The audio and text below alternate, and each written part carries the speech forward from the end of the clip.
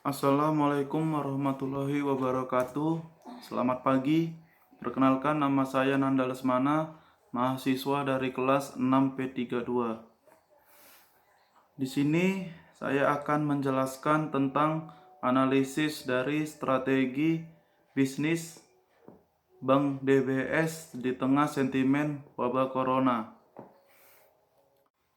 Sebelumnya, mari kita kenal apa itu Bank DBS. Bank DBS didirikan pada tahun 1989 dan menjadi bagian dari kelompok usaha DBS Group di Singapura. PT Bank DBS Indonesia merupakan salah satu bank yang telah berdiri lama di Asia, dengan 44 cabang di 11 kota besar di Indonesia. Bank DBS Indonesia menyediakan layanan perbankan menyeluruh untuk korporasi, usaha kecil dan menengah, dan aktivitas perbankan konsumen. Diakui sebagai Best Wealth Manager di Indonesia oleh The Assess dan Best Foreign Exchange Bank in Indonesia oleh Global Finance.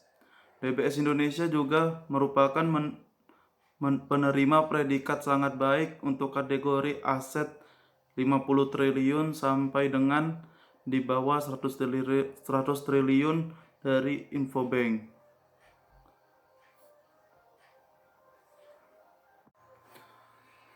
PT Bank IDBS Indonesia optimistis penyaluran kredit perseroan pada tahun ini masih tumbuh positif, meskipun banyak tantangan akibat pandemi virus corona.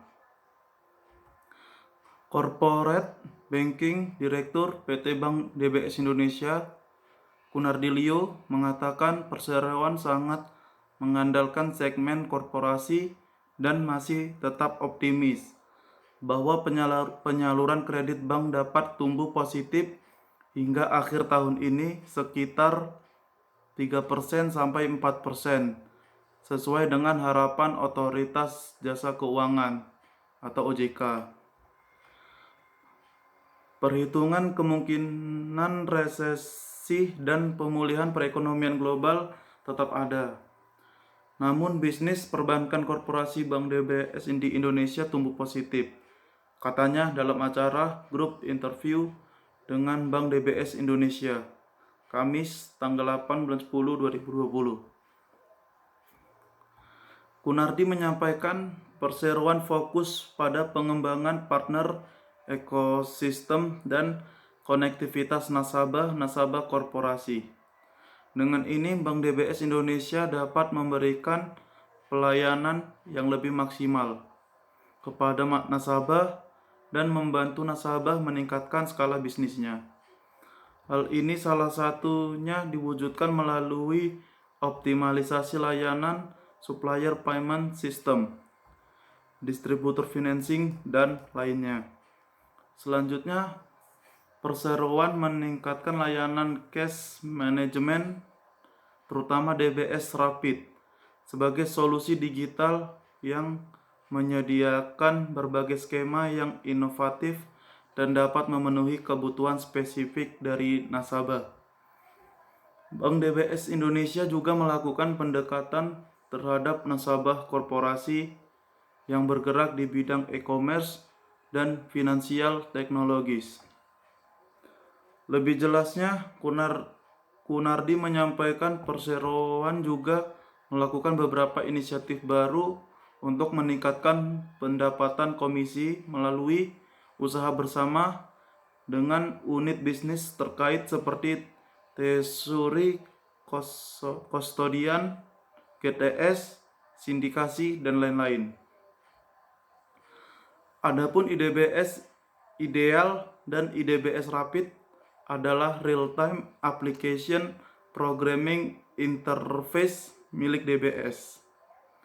Program ini mengintegrasikan proses terkait pembayaran, piutang, pencairan, informasi tentang alur kerja bisnis nasabah, memfasilitasi transaksi bisnis di jaringan serta ekosistem nasabah. Layanan ini memungkinkan nasabah dapat melakukan kegiatan perbankan korporasinya hanya dari rumah dan mengurangi paparan interaksi fisik. Di tengah melambatnya pertumbuhan ekonomi akibat pandemi, Bank DBS Indonesia terus mendorong bisnisnya agar tetap tumbuh positif.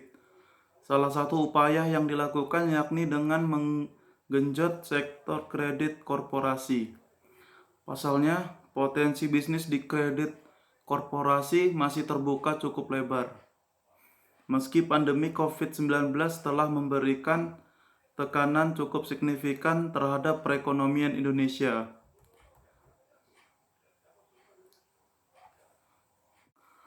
Menurut Kunardi Lim, DBS Indonesia terus berkomitmen untuk menumbuhkan kredit korporasi meski kondisi pandemi COVID-19 telah memberi dampak penyaluran kredit bank.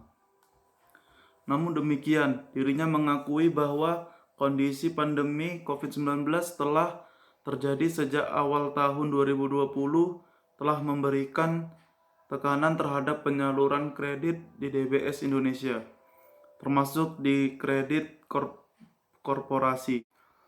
Demikianlah yang bisa saya sampaikan tentang strategi-strategi bisnis Bank IDBS di tengah sentimen wabah corona ini. Saya mengucapkan terima kasih karena telah menonton video saya ini. Kurang lebihnya saya mohon maaf. Dan Assalamualaikum warahmatullahi wabarakatuh. Terima kasih.